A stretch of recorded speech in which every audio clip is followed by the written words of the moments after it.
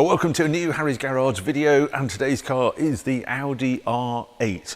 The first one we saw, 2007. That's this example here. It's from the Audi Heritage Fleet, and I got it in because it's a car I really wanted to revisit. It was a car very close to me when I was running Evo magazine, and I remember doing this cover story. This was July 2005. That was when it was announced they were going to put this car into production. We saw that, if you watched my previous video on the RS4, the B7 RS4, yeah, it's not in here anymore, that appeared at 2005 in production form, and we thought, wow, what an engine, etc. We didn't know at that point that the R8 was also going to use that engine. The other thing I noticed in this story, I got slightly wrong. I called it the Audi R9 because there was already an R8 in existence, and that was their Le Mans racer, Audi's Le Mans racer, that was super successful and had at the time several wins under its belt. So we thought, oh, they can't call it the same as that, they'll go to R9. Wrong, they called it exactly the same, R8. And it was a real step change for Audi. I got this story by going to a financial update annual meeting in Germany for Audi shareholders, and it's where they announced they were going to put this car into production. And it was Professor Winterkorn running Audi at the time, and they felt they didn't have the sporting high ground. They were very well respected, fantastic company, done won Le Mans, etc., but their production cars didn't have the true sporting spirit in a way that perhaps Porsche had. And they thought, right, with this R8, we're going to change Audi and definitely go down the sports car route. They had Lamborghini there already, and they were making a Gallardo. That was being made, the chassis, this aluminium structure, was being made in Germany. And at the same factory, they were making the A2, little A2 as well. That they put out of production and put the R8 into production. So anyway, that's the backstory. And then we got to drive it. This issue of Evo is July 2007, and look at that headline: New Order 911, still the best sports car? Think again. The R8 beat the 911 in a group test in the south of France, and that was a real moment for both Evo and for Audi. Anyway, there's the backstory. Let's go and have a closer look. Now, we first saw the design of the Audi R8 in concept form 2003 because Audi showed their Le Mans concept, as they termed it, and that had a twin-turbo V10 engine in it, 2003, and we thought, God, where are Audi going next? That engine actually ended up in the RS6. Obviously, this came with V8 and V10 because it had Gallardo underpinnings, so it could share the V10 fairly shortly because that's what the Gallardo had. But it was critical, they said at the time of launch, that the Gallardo was quicker. So it couldn't get the V10 right at the beginning. It was launched with their fabulous V8. What an engine that was. And the design, for me, has really stood the test of time. It still looks fantastic. Yes, it was a grown-up TT, if you like, but super elegant, so Audi right from the start. It's a huge clamshell bonnet. We'll open it in a moment. There are 19-inch wheels, big steel brakes. There was CCM brakes, carbon brakes as an option. But I suppose its most distinctive feature was what they termed the blade, which was this strike of different colour bodywork. You could have it the same colour as the rest of the bodywork, or optionally you could do that. And I think there was even a carbon option as well. What's different with this car, I think, from Audi, you look at it, mid-engined and dry sumped, and engine really low down. We'll open this as well, but for me it was almost Ferrari-esque. You know, they were after the 911, but this is a mid-engined 180 mile an hour car. That's touching on Ferrari territory with the F430 at the time, but this was priced at £76,000 when a Ferrari was 120,000, Gallardo was about 125,000, so significantly more money than this that was matched to the 911. And then here at the back you see the quad pipes, very distinctive quad pipes, not much aero going on. It was 2007, they weren't really doing that sort of thing. It was a very, you know, flowing, beautiful look. This car was styled to look good. There was no crazy spoilers and things. We'll have a look at them. That actually pops up in operation, the rear spoiler there. But super clean, super Audi. Big, heavy rear tailgate, but engine really tucked down there. It was wet sumped in RS4, but in this R8 installation, they wanted to get the engine super low because this car actually went racing. Audi very successfully raced it in DTM Challenge. So dry sumped, hence oil filler there, not near the engine, and the dipstick is on the separate oil tank here. I'm going to show the interior more when we get outside, but the manual gearbox on this again, because it was super high revving, so obviously it wasn't going to have an automatic gearbox. It did get a paddle shift eventually, but manual from the beginning, which was a real highlight, as you can see with that metal gate design. Now at the front,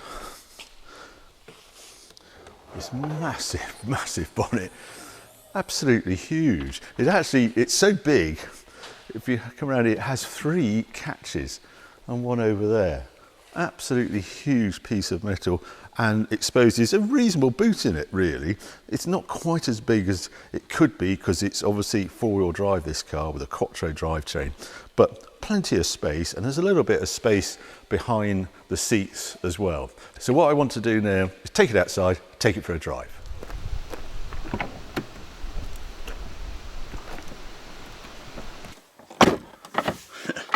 This takes me back, getting in an R8.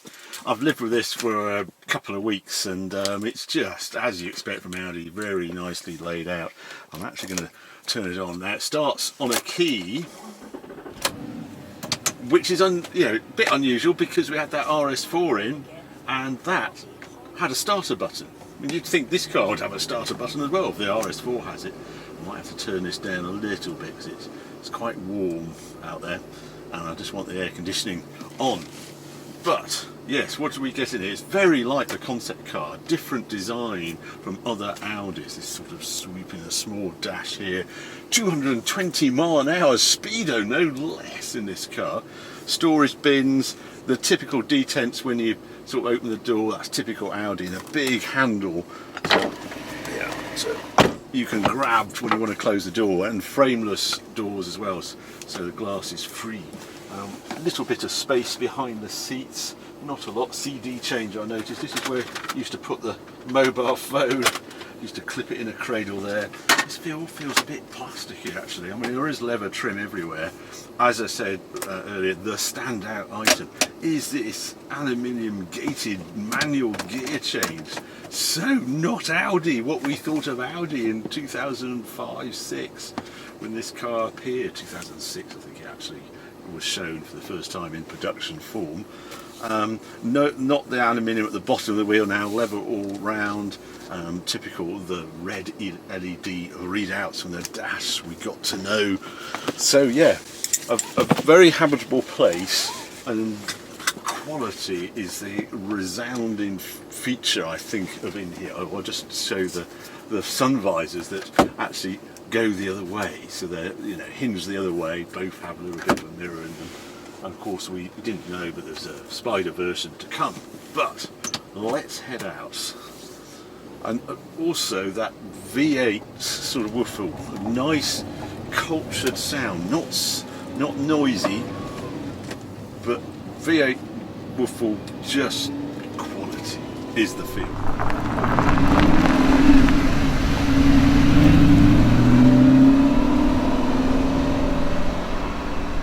Around the cabin, this aluminium sort of knurled feel to all the controls for the ventilation, up here for the entertainment centre, MMI wasn't it called, I think, but then the gear change as well, and it looks a bit bashed up. You've got to remember this car's 2007, almost 16 years old, and you can sort of see it on the gear change.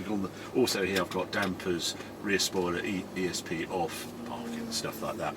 But yeah, just a quality feel. And the other thing is, manual was the most common option on the R8. It's a light clutch as well. It's quite easy gearbox to use, but it has the Ferrari-esque sort of sound to it.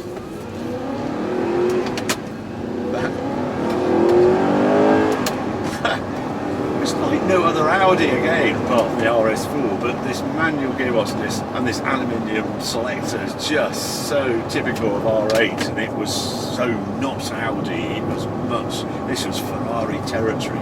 And at the time, Ferrari had the F430, and most people with that car chose obviously the paddle shift rather than the manual. It's just funny, now you go forward, everybody is searching out the manual F430. With R8, it's the easier option to find is the manual version.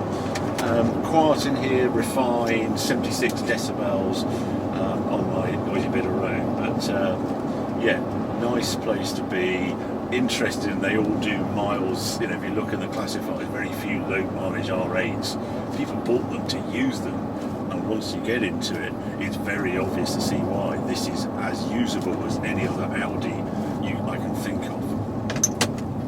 Windscreen, I cannot see the front at all because it's that big clamshell at the front, so it's not like other sort of mid-engine cars where the window is a little bit deeper and you lower the view out. But out the back and sides is good sized mirrors, sound system, Bang & Olufsen system in this. It was the first sort of car that had the Bang & Olufsen in it, I remember from Audi. But let's see what it does up here. Right. Let's go into second gear, up, squirt out of here, 30 miles an hour, here we go.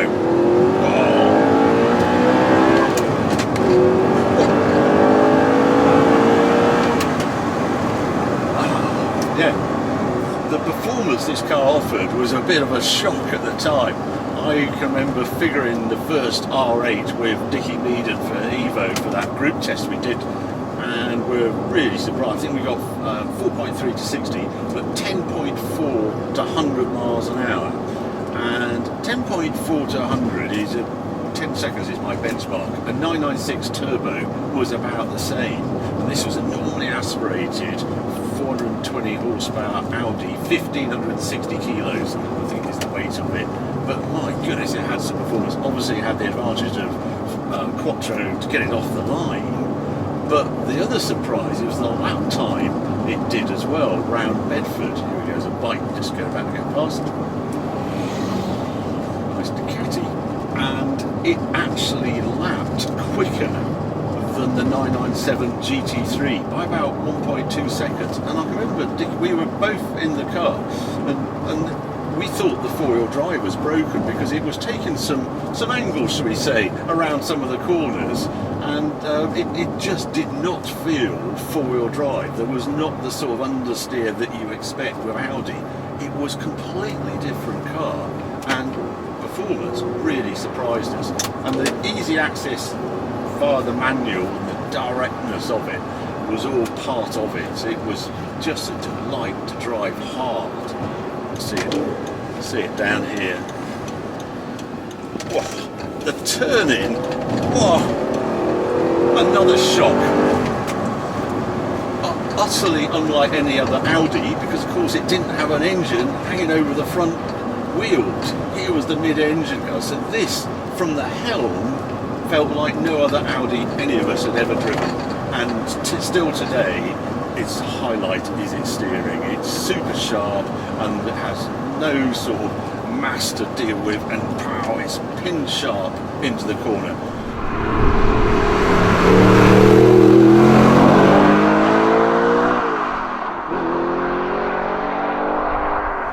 Fair bit of feel, nice wheel, beautifully done, the lever on this, and yeah, just a highlight of the car. Bumps, I'm surprised how it's dealing with this bit of road. I thought it would be better on bumps. Every now and then there's a bit of harshness that I don't remember from the original car back then. This has Magna Ride dampers on it, so I can make them stiffer should I want to. It's obviously working because that's just unbearable on this road, but in its normal mode it feels a bit harsher than I remember the press cars of the period. And if this was my car, I'd be investigating the damper springs on this car. But that aside, it's direct, it has no stability problems, and it feels relatively benign, which is a good job, because we also squirted it round the Millbrook Bowl, and I think we got 175 out of it, which is a true 180 plus, and I think the Audi claimed 187 miles an hour. There was no speed limiter on this car. This was against Porsche, and they are unlimited on speed, so the R8 had to be too. This gated gear change is such character for this car. It really is a standout for it. Now, I don't think it's going to deal this bump very well. Let's see. No, it's slight bobbing of the nose there. You have to remember this is an engine of 2 halves. It revs for Germany, I suppose. Yeah, here we go. That's 5,500, but around here I can't push it too hard, but there is no drama whatsoever. That super low slung engine, thanks to its dry sump, the balance of the chassis, you can take liberties in this car, but you really feel as though it's on your side. And I think it's actually because it was designed to go racing from the first instance. The chassis dynamics and suspension layout, absolutely bob on. So yeah, summarising this car, let's go through some likes and dislikes. One of the things, having lived with this car, I can't get on with are the brakes. They're just too sharp. And you think, why am I complaining about this sort of over-powerful brakes? But it just makes heel and towing quite hard, because you have to be so sensitive on the brakes, you can't quite balance it in the corner, I find. It's where Porsche score, because it's super solid pedal, dead easy to roll your foot if you want to heel and tow going down the gearbox. So that's a disappointment. Another one's a slightly crashy suspension, but that's on this car. Whether it's truly representative, I'm not sure, without driving several other R8s.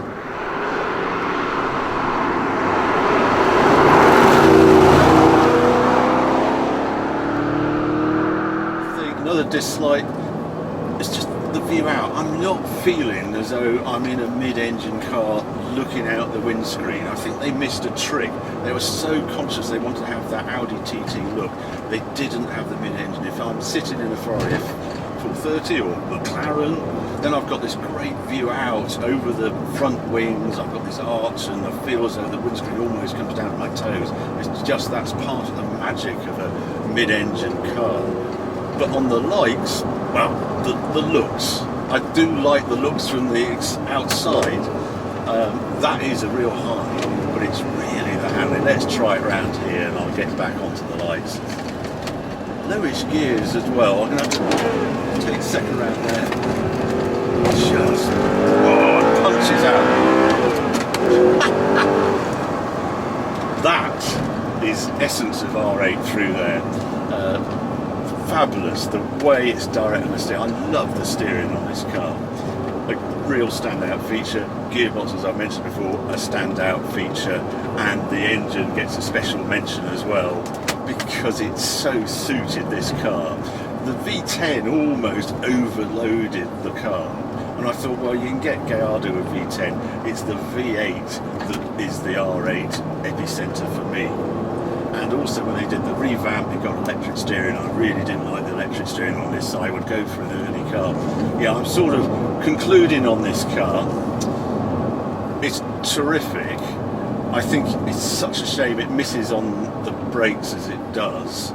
I think the 911 just scores ahead, but this adds glamour beyond 911, and that's its party piece. It looks terrific. It's mid-engine Audi. It's their race car. It has the best engine Audi's ever made, normally aspirated engine at least, and that's the bit that really this makes this car. And the other thing today is the price. This car, £40,000, dramatically cheaper than any other mid-engine car in this market. And although I would prefer an F430, you can't get one for 35,000 to 40,000 as you can with an R8. So despite my misgivings over the brakes, etc., if you want a bit of glamour and you fancy a mid-engine car, this is a great place to be. So there you go. There's my summary of the Audi R8. I hope you enjoyed this video. If you did, well, keep watching, keep subscribing. More videos coming on very soon.